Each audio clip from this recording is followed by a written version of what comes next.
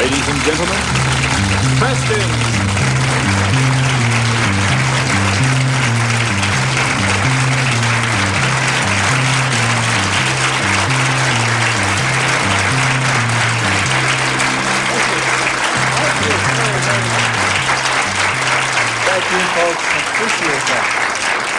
You ever have the feeling, folks, that there's something strange in the air in a program? And my staff's telling me all night, they said, this has got to be a wild program. And I figured out why. It's not so much what I'm going to do, even though I find it exciting, but it's the guest I have, and I'll tell you about that person in a little while. Now, I haven't tuned in on your thoughts for a long time, and you've got to open your minds to me, because really, unless you concentrate, there really isn't too much I can do. So if I say something that rings a bell in your mind, stand immediately. I didn't collect anything. I have not asked you personally anything from you, so you've got to help me, and our ushers will come to you. Usherettes. Who in the audience? I jot down my impressions. Well, let me cross that out. I'm thinking of something dealing with one of the 50 states. There's somebody here in the audience that's concentrating on Hawaii. Would you kindly stand here, please? Where are you? Lady right there. Ma'am, two people. Both of you remain standing. Are you thinking of going to Hawaii? Or have you been there? I have been there. Did you visit some other part of Europe as well? Yes, or no? You're asking me, well, what you're thinking of basically is the city rather than a state like... It's not a state you're thinking of, is it? In fact, it's not... Are you thinking of Acapulco? Also, yes. Were you to Acapulco? Yes. Thank you very, very much for standing, miss. I appreciate that.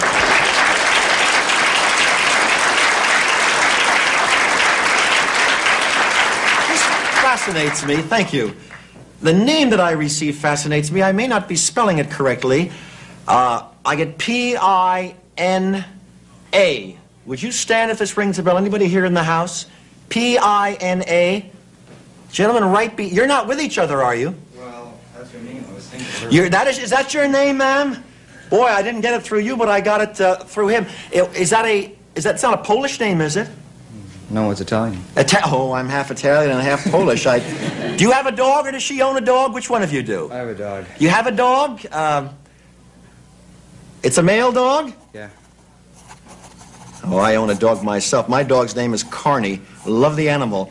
Would your dog's name be Sam? Yeah. Thank you, my friend.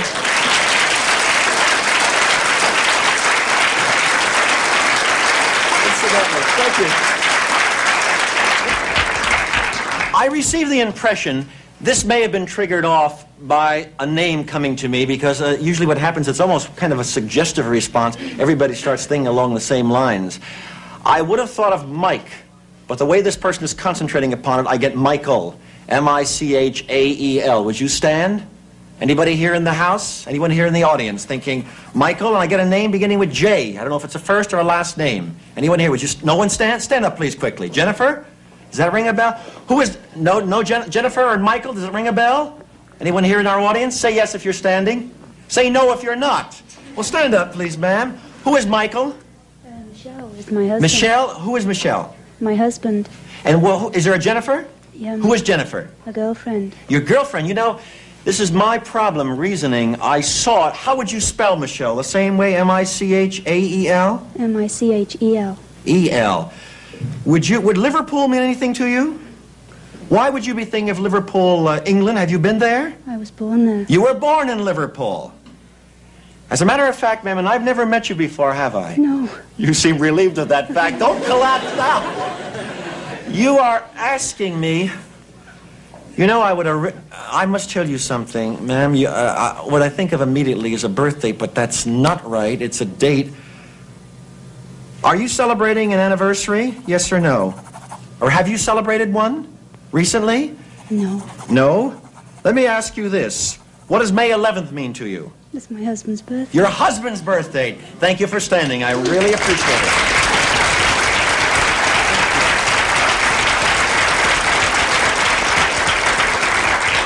You know, I don't feel I was wrong when I said anniversary. Would the person who was thinking of an anniversary stand up, a first anniversary? Gentlemen, right down up there. Are you married? Yes, I am. Oh, you are married, my friend. Let me ask, have you been, well, has it been a year or not quite a year? Not quite a year. Not quite a year. Is that what you were thinking of, your anniversary? Yes. Is your lovely wife with you? Yes. Pretty gal. Either side, you can pick them. They look pretty. Wait a minute. She's farther behind you. Yeah. I've never met you before, have I? No. You know, I must say something. And as an entertainer, because when I appear on television, these demonstrations are done for entertainment purposes. I'm not interested in fostering any cult-like belief. So just say yes or no. There is someone, a young man, ill in your family. Am I correct? Is there? Yes or no? Yes or no? You're stunned. It's not... and you've been thinking, is it your mother that's ill, young man? Yes or no? My wife's mother. Your wife's mother is ill. I see. Incidentally, to get away from that, our prayers are certainly with them. Were you married on September 16th? Yes. Thank you very, very much.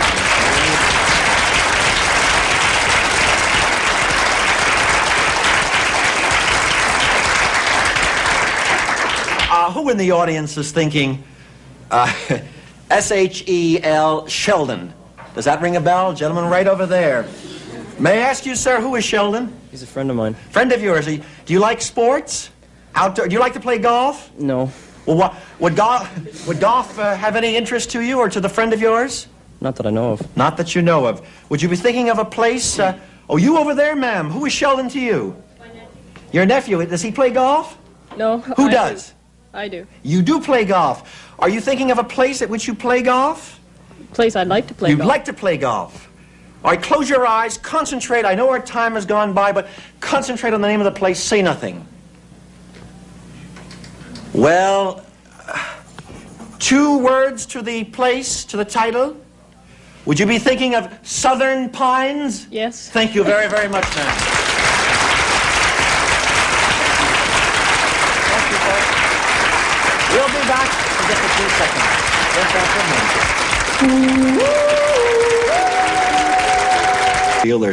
There are strange vibrations in the air. My special guest is best known, I think, as a singer.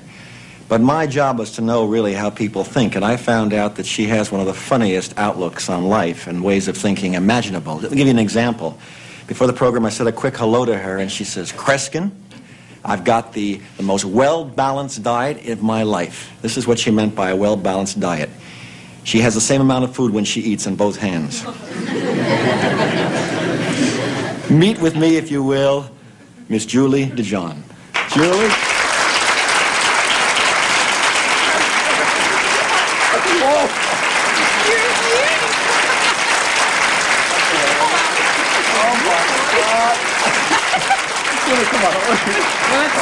Yeah, you gotta sit down, Julie. Right over there. Oh, but chair. you promised me you would have... This is my chair or this one? I think that's your chair right there, Julie. Be careful now. This one doesn't look as wide. Julie? It's awfully low. Let's stand. You want to stand for a moment? How many? No. Oh, God, I tell you. How many, how do you feel? Comfortable? Oh, yes. Do I look comfortable? Julie, how I'd many, like to cross my leg. Oh! I like that style. Do you like on that? Yeah, it's, I can't wear the pantsuit, see? Well, these people over here can't see. yeah, they... You see? I can't... I think I just lost part of South America. I'm sorry. That's all right. No, you can do the other half. I can't wear the pantsuit, so I designed that myself. That's interesting. Isn't that groovy? That is really wild. How many Mike Douglas shows have you done? 61. You and I have kind of a record. How many have you done? 74. See? 70, we and I. Who's the other fellow that has a Sandy Barron. Well, you know, you got It's such an outlook. Are you sensitive about your weight or not, Julie? Me? Sensitive? No. How many pounds have you lost through the years? Because we were talking about dieting. I don't talk about pounds. For instance, I've lost maybe 4 of you. How much do you weigh? Julie, you'll be angry with me. No, I won't. I promise I won't. I weigh 156 and haven't gained or lost a pound in 19 years. Would you believe that I'm the same, too? For 20 years, I haven't changed one bit. See, we have something in common. And I eat 5 meals a day.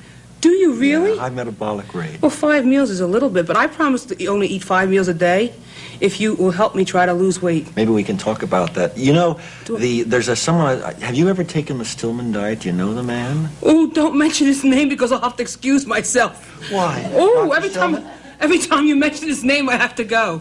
I really do. I'm telling you the truth. I was on that diet.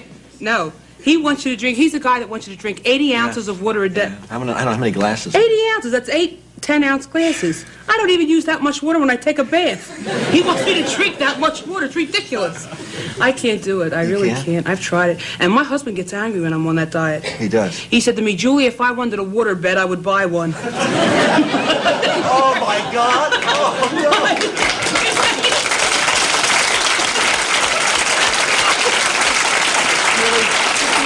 I don't know.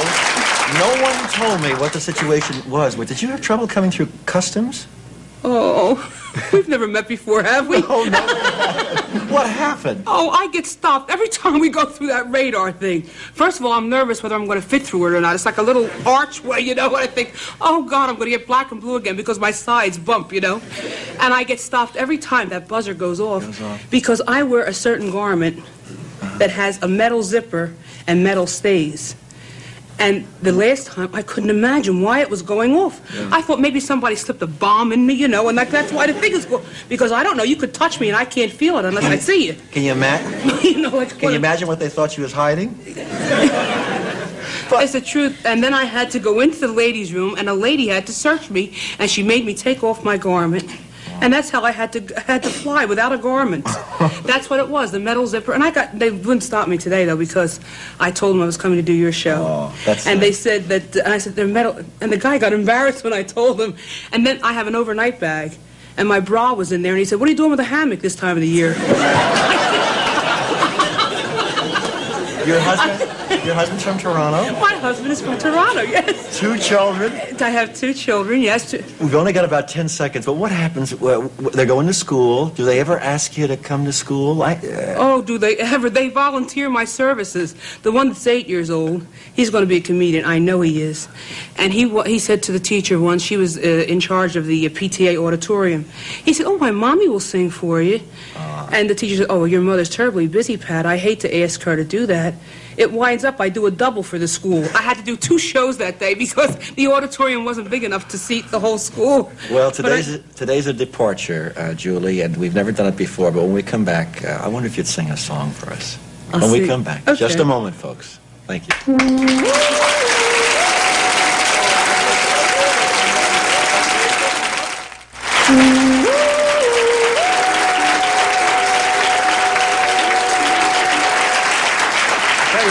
Normally, a song would not seem to be part of the format of our program, but God, with this lovable ding-a-ling here, and she is lovable. She has a song that it's going to cause some memories in my mind. It's kind of meaningful to me. Julie, let me turn it over to you. Okay, please.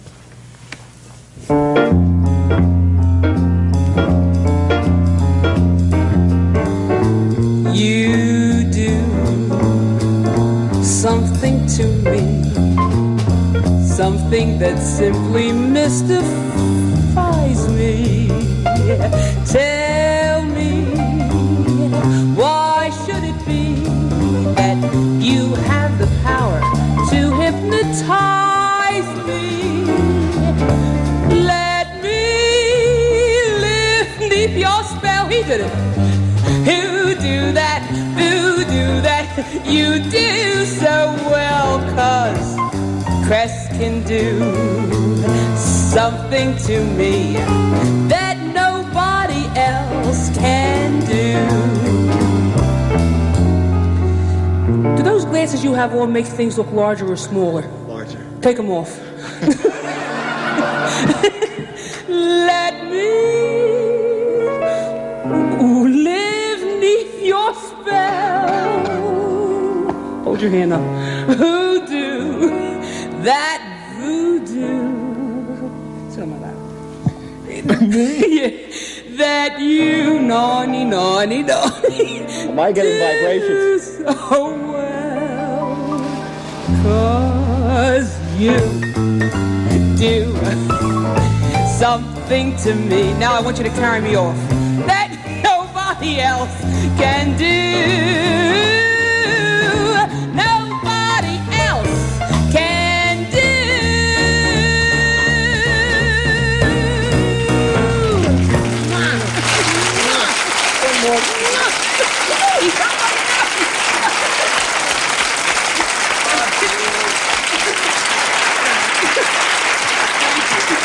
Oh, thank you.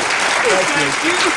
I remember my first concert when I was 11 and a half years old. I did an assembly in school, and the girl before I came on the scene, I was sitting backstage saying, "My gosh, how meaningful the song is." Oh, I don't remember that. I had to learn it today because it was before my time.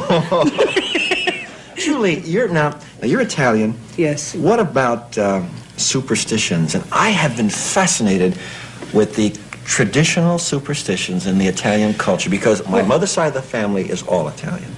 And some are really unusual. They Yes, like the horns, you know that. Well, I wear them on my bra. I have the horn. Oh, well, I really? can't open my dress now, Yeah. but I have two sets of horns. I can figure you can out feel the it. shape. There's something different there. Yes, you can. Well, that's why I look so big. It's all these things that I wear. Well, now, what is that supposed to mean? The horns, if somebody gives you the evil eye. Which is called what? Ligorn. Or malucchio. Or malucchio. Means the bad eye. Malucchio. Which is the casting of the evil eye. Of the evil eye. Now, to get rid of that, my grandmother used to put water in a bowl and oil. Oil. You've got to tell me what the oil was put there for. The oil was put there because if it goes to the bottom, that means somebody really gave you the evil eye, and then she'll touch your forehead and your headache will go away. And you know, it could be because of suggestion. If a person believes that the headache would go away, you know, it could. Yes. What about, there's another thing like a penny? Finding a penny. Yes, you find a penny. If the heads are up, then it's good luck.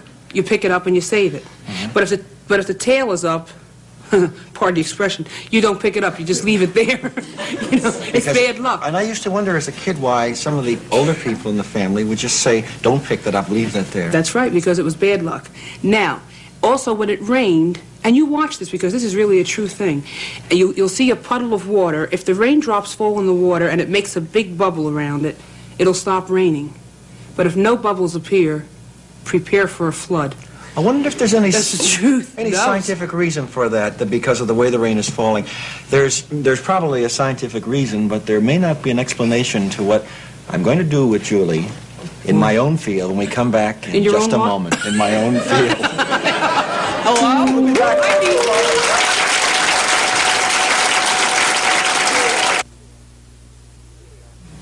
Julie, this is going to be an unusual experiment because it deals not only with thought processes, but something of a physical, tangible nature. But I want to stress something. We didn't prearrange anything at all, did we? No, my right hand. You know, someone has said on a number of occasions, just rewrote this in a New York magazine, that I walk around with a special clipboard that has hidden carbon paper. Well, the only one that has a clipboard on the show is Janet Kahn, who I don't know what to do with that because she's bringing food, and she's a gal with all the needs that we have. And you didn't write anything down before a program? No. No. If I do have someone, believe me, there's no special kind of clipboard. This, I'm going to use, Julie, I'm going to start first of all. I'm going to ask you, we'll use two slates, if we may. I'm going to ask you to place your knees flat, closer to yourself, so we can kind of rest the slate on your lap. So bring your legs closer. I don't have a lap. I'm already sitting in it. Go a little bit closer, a little bit off the edge, and then bring your knees in. Oh. Bring it like this, so you can. My knees are together. So you can. Oh, it's going to fall off. No, it won't. No, we're going to. All right. What I'm going to do then, what I want to do, is I'm going to draw a symbol or a design, and I'm going to have her do likewise. Just hold that down there like that. Now, Julie, close your eyes. Now, I don't want you to see what I'm writing, because I'm going to tell you quite honestly that I am drawing a rather simple design or shape or diagram on this slate. You have no idea what I've written down. I'm sure you will agree to that. Now, Julie, if you will, open your eyes. Take out, there are a number of colored chalks. I used a yellow color. I want you to take any other colored chalk out. Any chalk you want. And there's quite a number. Just pull it right out. You've taken the pink one. Now, Julie, would you think of any simple design like a square or a triangle? I'm not suggesting those, but I want it to be something simple. And just, if you will, draw it on the slate. Make it large, if you want. You drew a square, and if we will, folks, she drew it like a diamond. Like a diamond, and she drew it at an angle, while in contrast, of course, I drew, if we can both see this, I drew a cross. Julie, do me a favor and just place your initials on the back of yours, please, if you will. In fact, maybe write one letter very large so it can be seen at a distance. Now, Julie, what I want you to do is, if we may place this here, lift your left foot up a little bit. Now, if you look down for a moment, just place your shoe on the edge of the slate about like that. Will remain. Now, I'm going to, you have placed, what do the initials stand for? Your own initials? Julie Dejong. All right. I will place on the back of my slate my single initial, since I have used for a long time one name, and of course it stands for Kreskin. Now, we have here an envelope. Please examine this and verify the fact, if I can take the chalk, that the envelope is quite unprepared. It's devoid of any preparation, although we're involved with a thought which you did not write down. You didn't even know if I was going to ask you to think of a symbol or anything. Now, I am going to place this inside her. By the way, if anybody wants to know what I intend to do, as her foot remains on the slate, I intend to cause my symbol, which is a simple cross, to leave the surface of my slate, which I initialed in yellow chalk, and find its way upon the surface of her slate. She thought of any symbol conceivable, and I hope that the symbol on her slate, which she drew in pink, will find its way onto this slate. And that's quite a mouthful, you'll agree. I don't believe it yet. Well, it would be kind of a miracle if it succeeds. We place this in here. Julie, you have your foot there. Stay as you are. I'm holding the slate a distance away. I place my initial on one side, the passage back and forth, in a sense, if you will, and if I can on camera, tear this away. My initials are on the slate. You remembered what you drew, and Julie, there you are. Exactly. Would you reach down there, please? Your foot has been on it. Lift up your slate. I can't stoop. Let me get it for you. Julie, if you look at the surface, you're drawing, and truly, they have changed places. You could have drawn anything, Julie. My initials, your initial slate. You know, ladies and gentlemen, science has said and stressed through the years that matter can neither be created nor destroyed. But it leaves me wondering about one thing. What about thought? Just how lasting is the power of human thought? I'll see you next week, folks. Be the good Lord willing. Bye now. While in Ottawa, Kreskin and his guests stay at the beautiful Skyline Hotel. Skyline also have hotels in Toronto, Montreal, and Brockville, as well as Kingston, Jamaica, and London, England. Tilden Rent-A-Car offers top value on new Chevrolet and other GM cars, with more than 300 locations across Canada. Tilden Rent-A-Car. We want to show you what a Canadian company can do.